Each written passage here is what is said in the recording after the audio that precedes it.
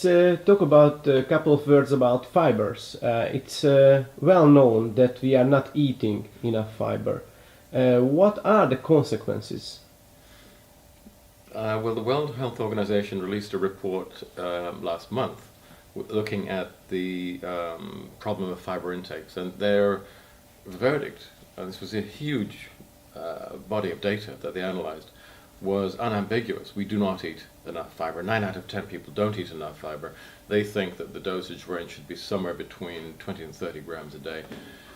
And there's a lot of evidence, both from this study and from other studies, that show that if you don't have enough fiber, you have an increased risk of bowel cancer, breast cancer, probably prostate cancer, heart disease and strokes, all kinds of other diseases.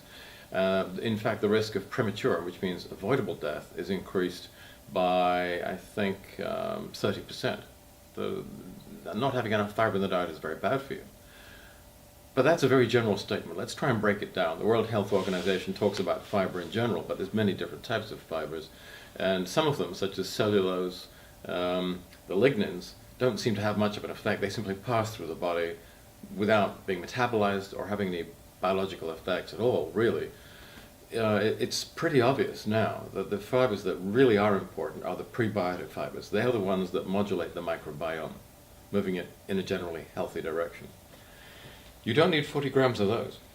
You probably only need about 10 to 12 grams. That would be a pretty good dose of prebiotic fiber. If you're eating the right prebiotic fibers, that should be enough to have a substantial impact on the microbiome if you have the right blend. And I think that in xenobiotic we do have the right blend. It's designed to function in a dynamic system, which of course the gut is, and to start to increase a shift towards the lactobacilli, the probiotics, what we think are the health-promoting bacteria throughout the entire length of the colon. And we see hundreds, I mean actually thousands of case histories now of people who have bowel problems that respond extremely well to this approach.